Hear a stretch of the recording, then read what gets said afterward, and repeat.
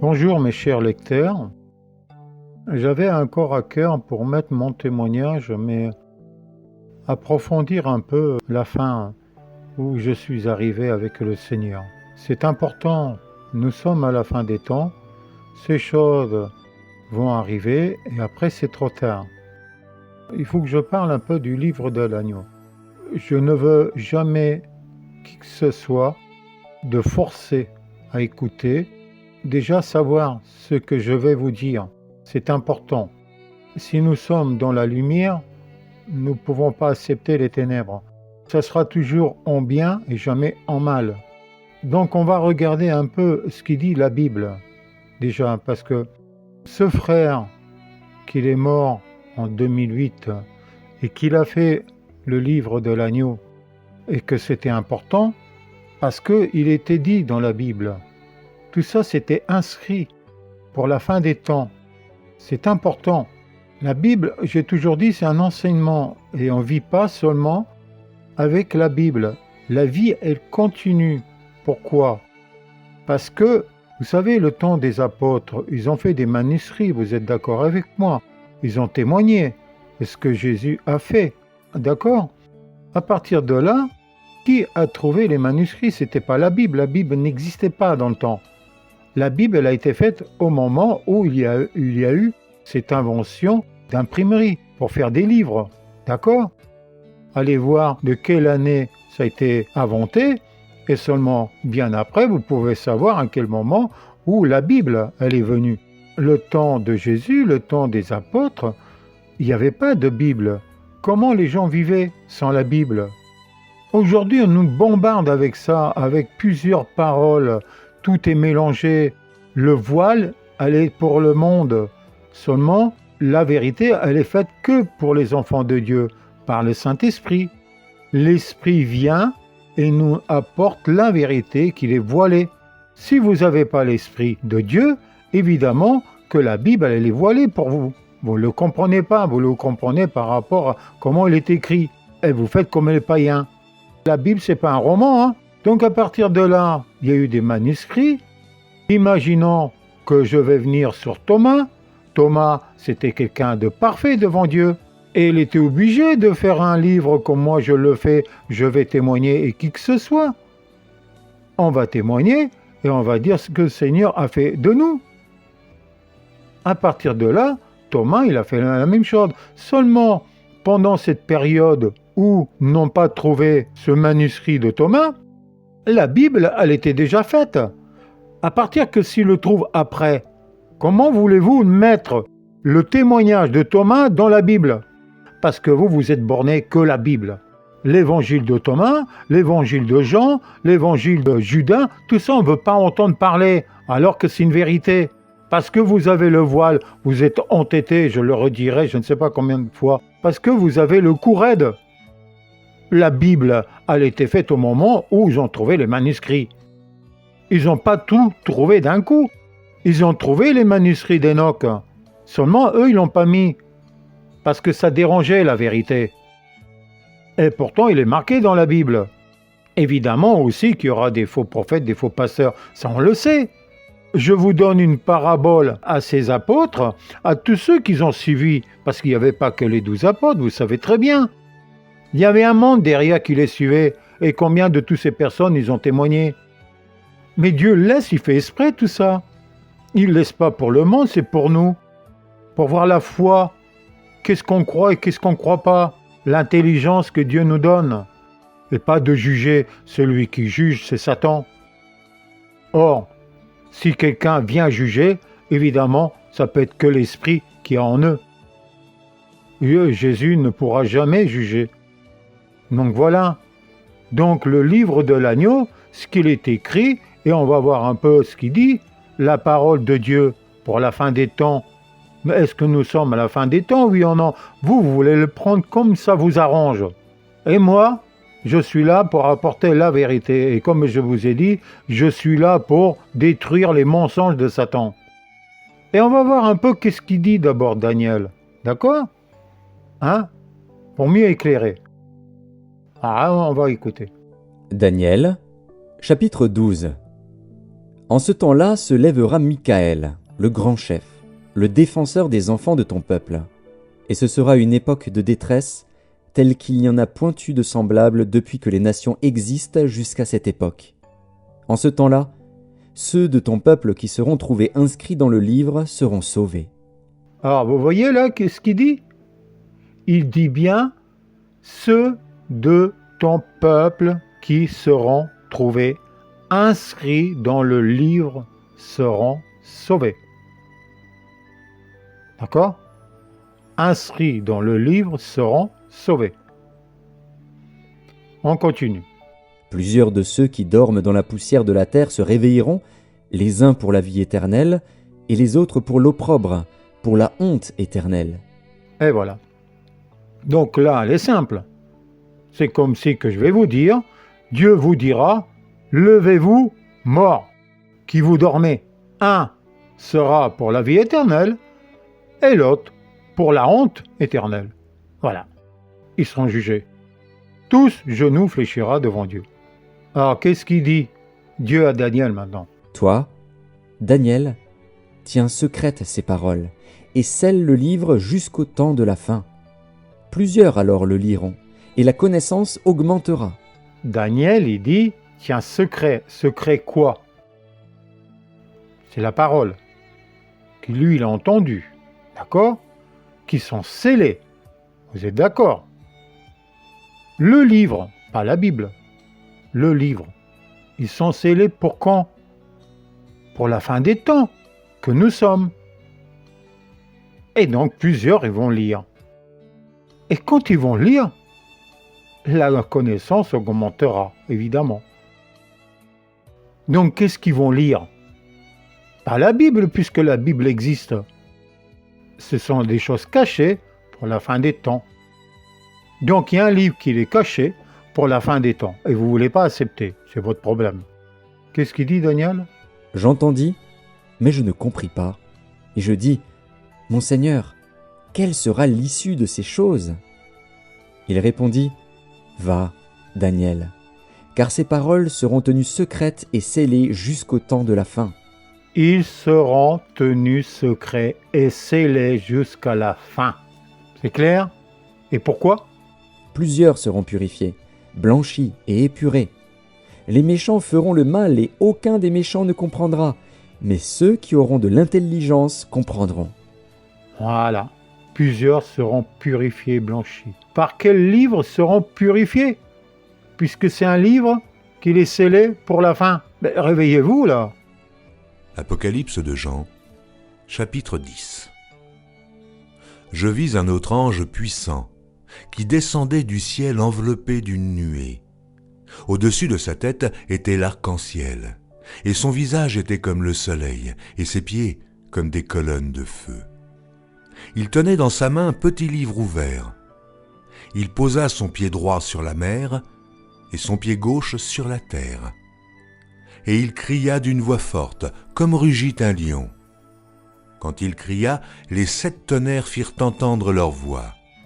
Et quand les 7 tonnerres eurent fait entendre leur voix, j'allais écrire, et j'entendis du ciel une voix qui disait « Scelle ce qu'ont dit les 7 tonnerres, et ne l'écris pas. » Et l'ange que je voyais debout sur la mer et sur la terre leva sa main droite vers le ciel, et jura par celui qui vit au siècle des siècles, qui a créé le ciel et les choses qui y sont, la terre et les choses qui y sont, et la mer et les choses qui y sont, qu'il n'y aurait plus de temps, mais qu'au jour de la voix du 7e ange, quand il sonnerait de la trompette, le mystère de Dieu s'accomplirait comme il l'a annoncé à ses serviteurs les prophètes. La fin des temps, Dieu veut nous montrer que tout ce qui était dit sur terre des mensonges, Dieu veut qu'on soit dévoilé maintenant. Il a laissé Satan pour un temps. Vas-y, fais ce que tu as envie de faire, mais crois-moi, à la fin, ils connaîtront la vérité. Qu'est-ce qu'on a appris à l'école?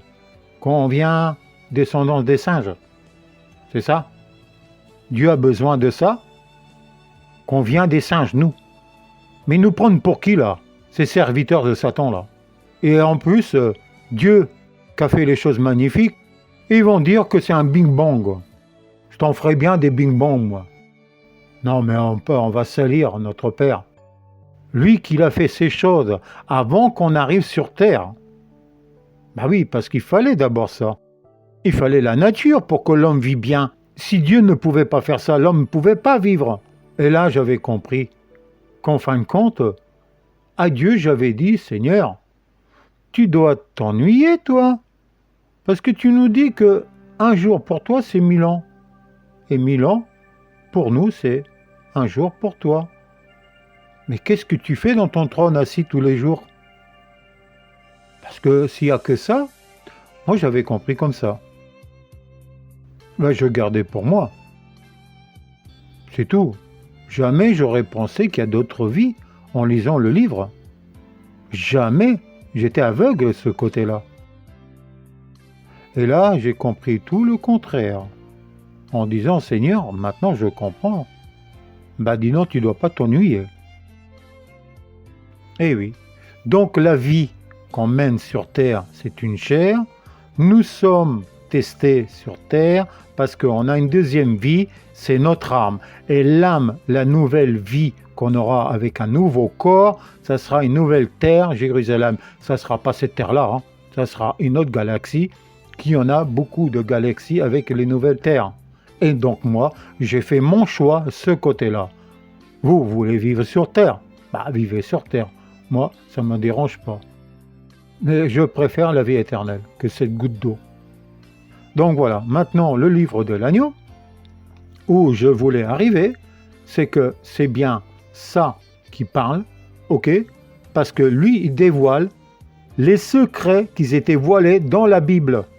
Il renie jamais la Bible. Et écoutez bien ce que je vais vous dire encore une fois, parce que c'est important pour le salut.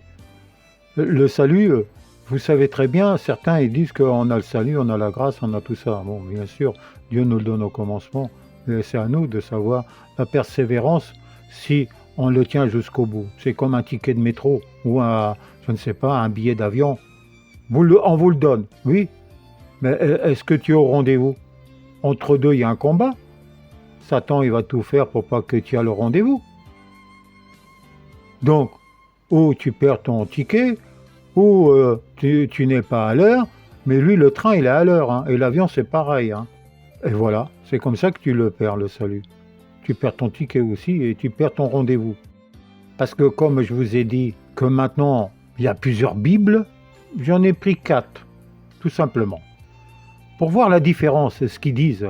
Alors, on va prendre quoi, là? Alors, le plus simple, c'est Louis II, hein, parce que lui, il est simple, comme si on caresse le chat du bon poil. On va le prendre dans ce sens-là. C'est ça, Louis II. C'est qu'on le caresse du bon poil. Alors, qu'est-ce qu'il dit? Vous serez haïs de tous à cause de mon nom. Mais celui qui persévérera jusqu'à la fin sera sauvé. Bon, là, c'est Louis II, 1910. D'accord? Maintenant, moi, le deuxième, je vais chercher Genève, 1669. D'accord? Qu'est-ce qu'il dit? Et vous serez haïs de tous. D'accord? Là, c'est la même chose. À cause de mon nom. Ok.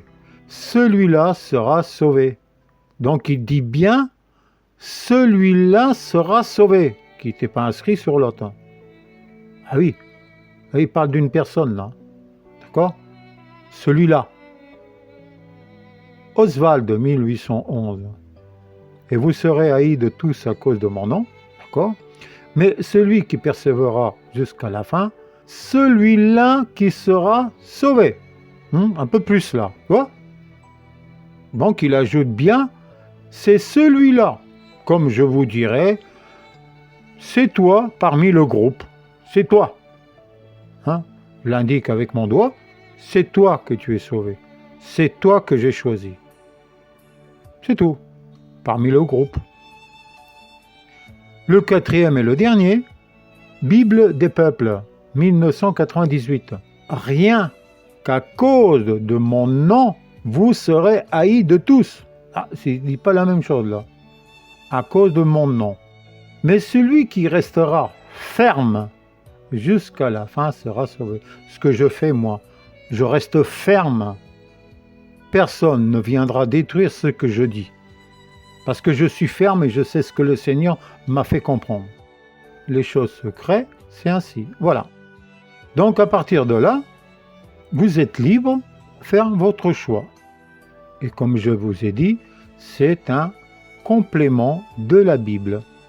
C'est-à-dire, c'est ce qui était voilé pendant toutes ces années. Là, on le dévoile pour le monde entier. Et à partir de là, nous avons la vérité de ce qui va arriver et comment nous vivrons. Parce qu'il faut savoir aussi où on va. Ne jugez pas, c'est important. Nous avons un devoir à faire, un travail, même pour le monde, parce que le monde est perdu. Dieu veut que le monde soit sauvé, mais seulement ils vont tous à la perdition. Et nous sommes éloignés de Dieu. Seulement on parle avec la bouche seulement. Mais Dieu peut nous changer quand on vient à lui.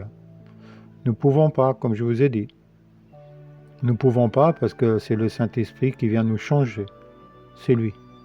L'Esprit change notre comportement. Pourquoi ? Parce que nous, on voit avec les yeux, on touche. Cette chair qui domine sur nous, c'est la chair qui parle, c'est pas l'Esprit. Et à partir de là, la chair demande, va acheter, prends une belle voiture, fais une belle maison, trouve une belle femme. Tout est comme ça, le pouvoir, pour que les gens puissent voir. T'as vu, moi, je suis arrivé, moi. C'est comme ça. Donc on a du mal à sortir de ça. Mais non, parce que c'est tellement puissant en nous, cette chair, sauf le Saint-Esprit peut nous changer, si on l'accepte. Faites attention aussi, parce que quand j'ai commencé à lire le livre, j'étais un peu froid. C'est normal, parce que on rentre, on est habitué de ce qu'on avait reçu. Évident que si vous commencez déjà à être négatif, Satan il a gagné. C'est comme le semeur. Vous connaissez l'histoire de semeur ? Vous faites partie là-dedans. La parole, c'est la parole. Aussi bien dans le livre de l'agneau. Vous faites partie du semeur. Là, c'est pour ceux qui se disent nés de nouveau. Parce que pour le monde, comme ils n'ont pas trop lu la Bible, ils ne comprennent pas. Pour eux, c'est nouveau pour eux, quand ils vont lire. La Bible dit la vérité, bien sûr, mais vous avez vu qu'ils le mélangent un peu. Nous sommes arrivés à la fin, que ce qui était au commencement, c'est plus les mêmes paroles. Essayez de réécouter, s'il vous plaît, une deuxième fois, avec le cœur, je vous en supplie. Parce que sans le cœur, Dieu ne se manifeste pas. Oh non, non, non, non. Parce que si en vous, vous avez déjà une colère, si en vous, vous dites déjà non, vous refusez la parole de Dieu. À partir de là, vous ne pouvez pas rentrer dans le royaume de Dieu. C'est clair et net. Ah non. Et moi, je rigole pas. Mon bien-aimé frère, il m'a envoyé le message en 2017, quand je faisais des vidéos. Je l'avais gardé. Et je vais dire ce qu'il a écrit. Ce ne sont pas des mensonges. Je ne peux pas. En 2017, je reçois ce message. Bonjour Aldo, bonjour frère. J'espère que tu vas bien. J'ai écouté et regardé tes anciennes vidéos. Je devais t'apporter un présent qui n'est pas de moi, mais tu avais quitté ce monde. Et j'étais désolé de ne pas pouvoir te l'apporter. Mais le Seigneur fait toutes choses au temps marqué. Et tu es là de nouveau et je m'en réjouis. S'il te plaît, frère bien-aimé de Dieu, écoute-moi. Si je suis là devant toi aujourd'hui, c'est pour te transmettre la bonne nouvelle, la manne cachée des Écritures. Car le Seigneur t'apporte aujourd'hui un caillou blanc sur lequel est écrit un nom nouveau. Frère, voici le livre de vie de l'agneau, le manuscrit du Fils de l'homme, celui qui devait se lever au temps marqué pour apporter la vérité dans le monde. Sa parole doit être délivrée à tous les peuples de toutes nations, de toutes couleurs et de toutes croyances. Car voici le livre de vie de l'agneau et la bonne nouvelle. La bonne nouvelle est l'arche de la nouvelle alliance de Dieu avec les hommes. Mais c'est aussi l'arche de Noé dans laquelle le Seigneur t'offre de prendre place. Le manuscrit du Fils de l'homme est consulté ici, en PDF gratuit. Comme il est écrit, cette eau vive est donnée gratuitement et tous les yeux le verront. S'il te plaît, mon ami, n'endurcis pas ton cœur, mais entends ce que tu n'as jamais entendu et vois ce que tu n'as jamais vu, car c'est la vérité et elle est devant toi aujourd'hui. À la lecture du Fils, ouvre ton cœur et vois qui est devant toi. Tu entendras la voix de ton berger et la voix de celui qui l'a envoyé. Sache que ce n'est pas moi qui viens à toi, mais lui qui vient à toi. S'il te plaît, prends avec respect et humilité ce qui t'est remis aujourd'hui. Je prie le Seigneur pour que ce message parvienne jusqu'à toi. La bonne nouvelle est aussi pour vous tous qui lisez et qui venez chercher la vérité. Vous tous aussi recevez la bonne nouvelle au travers du livre de vie et suivez l'agneau de Dieu, car il est la vérité, le chemin et la vie. Voilà. C'est vrai que ce qu'il m'a dit d'ouvrir le cœur, il avait raison parce que j'étais dedans, hein, croyez-moi. On ne joue pas avec le Seigneur. Il va nous arracher si c'est pas vrai. Quand on est venu à lui, on a ouvert le cœur à 100%. Jésus, qu'est-ce qu'il a dit? Il frappe à la porte. La porte, c'est le cœur. C'est pas la porte. D'accord? À partir de là, il doit être ouvert complètement à 100%. Pas 99,9 quand je vous l'ai dit déjà tout à l'heure. Vous le mettez à l'envers, ça fait 666. Lui, c'est 100%. Il veut tout de toi. Avant tout le monde. À partir de là que vous ouvrez le cœur, vous allez voir que ce qu'il a dit, c'est vrai. Et ce qui s'est passé en moi. J'étais là, je lisais. Mais Seigneur, tu me parles là. J'étais perdu là. J'ai dit, c'est pas possible dans ce livre, il me parle là. Mais j'étais attentif là, mais je devenais fou. Non, Seigneur, mais c'est toi là. Et combien de fois que je l'ai fait? Et la première fois, la deuxième, c'était pire. Mais c'est incroyable. Quand on ouvre le cœur devant Jésus, son Fils bien-aimé, notre Sauveur. La parole, c'est la parole. Il n'y a pas que la Bible. La Bible, c'est un enseignement. Les choses cachées. Je vais vous le dire, les choses cachées. Qu'est-ce qu'il a dit le Seigneur? Vous allez voir, encore une fois, si c'est pas vrai. Écoutez bien. En ce temps-là, Jésus prit la parole et dit « Je te loue, Père, Seigneur du ciel et de la terre, de ce que tu as caché ces choses aux sages et aux intelligents, et de ce que tu les as révélées aux enfants. Oui, Père, je te loue de ce que tu l'as voulu ainsi. » Vous avez vu là? C'est incroyable. Mais qu'est-ce qui est caché? Bien évidemment qu'il y a des choses cachées dans la Bible. Il ne renie pas la Bible. C'est pas ça. La vie, elle continue encore. C'est à nous de chercher tout ce qu'il a fait, les choses magnifiques. La Bible ne dit pas tout ce qui est écrit dans le livre de l'agneau. Eh non. Nous avons encore le voile. Et pourtant, la prophétie le dit, hein.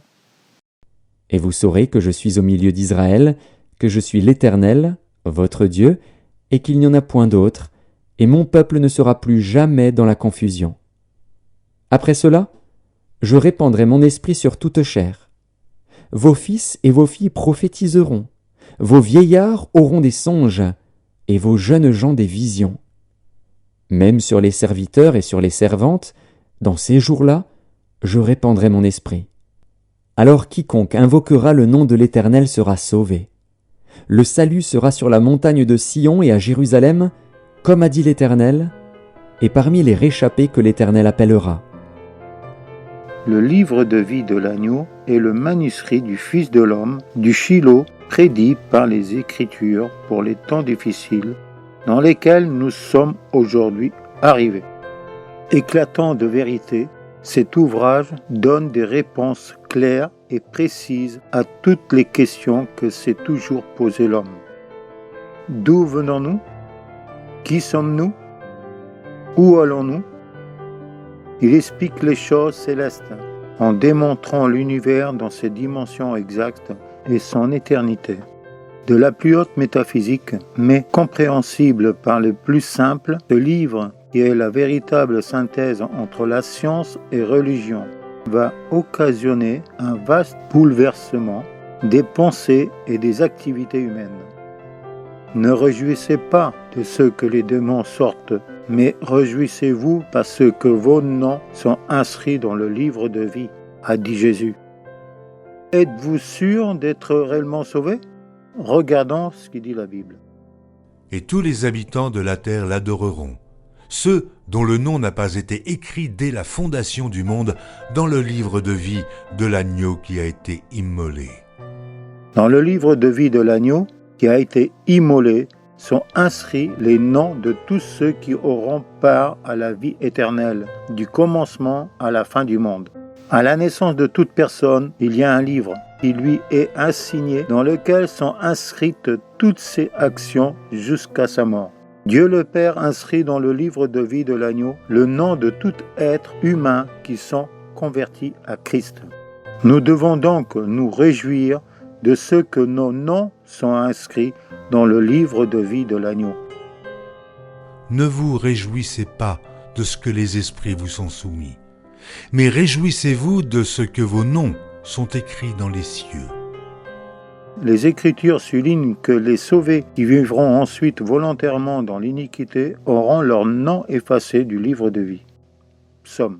Et qui n'ait point part à ta miséricorde, qui soit effacé du livre de vie et qui ne soit pas inscrit avec les justes. Le peuple d'Israël, fidèle, aussi appelé le livre de Dieu. Mais pour ceux qui se détournent du Seigneur, leur nom y était retranché. En ce temps-là se lèvera Michaël, le grand chef, le défenseur des enfants de ton peuple. Et ce sera une époque de détresse, telle qu'il n'y en a point eu de semblable depuis que les nations existent jusqu'à cette époque. En ce temps-là, ceux de ton peuple qui seront trouvés inscrits dans le livre seront sauvés. Moïse retourna vers l'Éternel et dit : Ah, ce peuple a commis un grand péché. Ils se sont fait des dieux d'or. Pardonne maintenant leurs péchés. Sinon, je t'en prie, efface-moi de ton livre que tu as écrit. Comment avoir l'assurance que ton nom est réellement inscrit dans le livre de vie? La Bible enseigne que c'est le Saint-Esprit qui rend lui-même témoignage à notre esprit que nous sommes enfants de Dieu, c'est-à-dire sauvés ou inscrits dans les cieux. L'Esprit lui-même rend témoignage à notre esprit que nous sommes enfants de Dieu. Puis je vis un grand trône blanc et celui qui était assis dessus. La terre et le ciel s'enfuirent devant sa face, et il ne fut plus trouvé de place pour eux. Et je vis les morts, les grands et les petits, qui se tenaient devant le trône. Des livres furent ouverts, et un autre livre fut ouvert, celui qui est le livre de vie. Et les morts furent jugés selon leurs œuvres, d'après ce qui était écrit dans ces livres. Celui qui vaincra sera revêtu ainsi de vêtements blancs.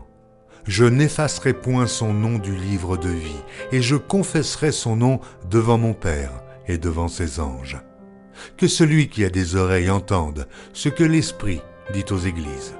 Nous avons cette assurance que nos noms sont inscrits dans les cieux lorsque nous respectons les commandements du Seigneur et marchons dans sa voie. Tiens compte de ton Créateur au temps de ta jeunesse, avant que ne t'adviennent les jours mauvais, et avant que ne viennent les années dont tu te diras « Je n'y prends pas plaisir ».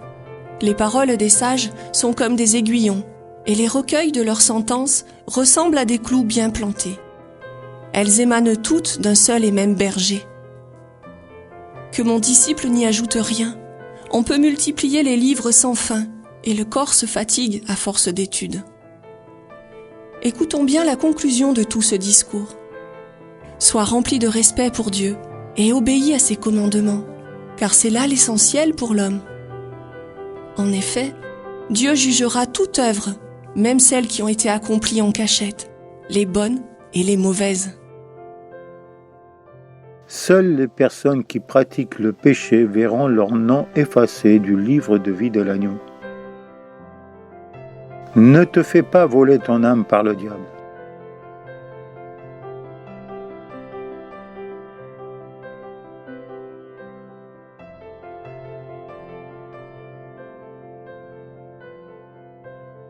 Amen.